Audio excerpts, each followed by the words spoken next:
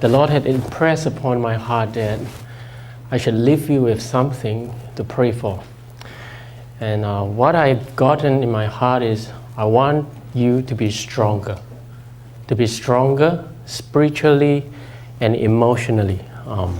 As young people of God, now I really pray that you could rise up and rise to the challenge of the era.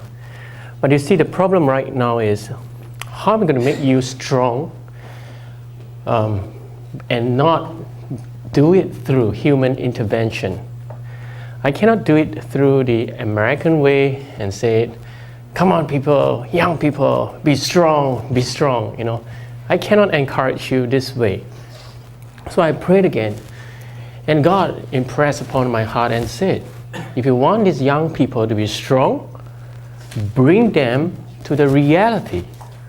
Say it with me. Come to the reality. Come to the reality.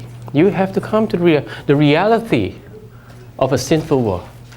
The reality of living with sinners and even helping them. The reality of sufferings.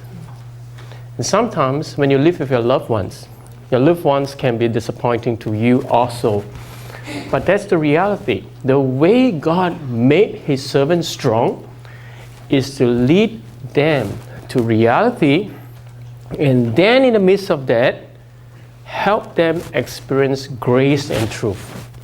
Now, grace and truth is not to help you escape from your problems, from your sufferings and trial. The grace and truth of God is to lead you to the reality of the problem, and right there in your trial and suffering, experience the grace of God, the power of God to the fullest. Amen? Okay? So I'm not going to sugarcoat my words, package everything, make it nice for you.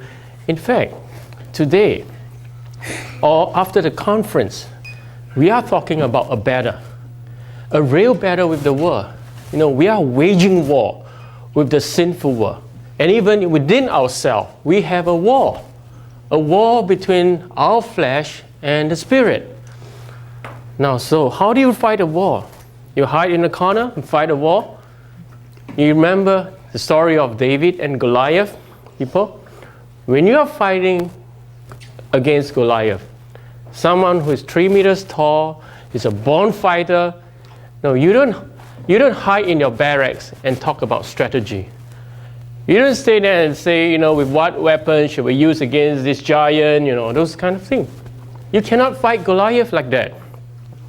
You cannot be telling people and say, come on people, which of you want to fight Goliath? I'll exempt your family from tax, I'll give my daughter in marriage to you.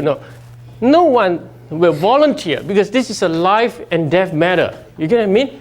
But that's what King Saul did. And you saw how he failed. But now this Goliath, this giant, came in the midst of Israel and blasphemed against God and His people. So what are you going to do right now? So I'm going to give you what the Lord is doing, okay? If you are fighting Goliath, number one, all you need is, you need someone with godly anger. Okay? Now, say with me. Godly anger. Godly anger is all you need.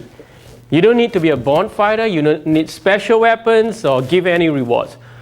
A person with godly anger will go against Goliath. And then, with godly anger, this person must go to the battlefront. Now, people, what is the battlefront? The battlefront is what I've said just now, the reality. Now, you go to the battlefront, you face Goliath, not in your barracks.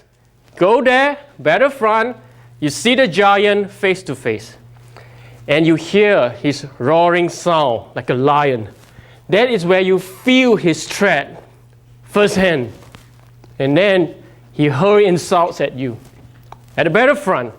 But I tell you that, people, it's right at the battlefront, this is where you will experience the grace and power of God to the fullest, to the max. The grace and power of God will descend upon you right at that moment. It came upon David, and David's heart was stirred. His mind became extra alert, and his senses became so awesomely sensitive, and he went against Goliath in the name of God and won the battle beautifully.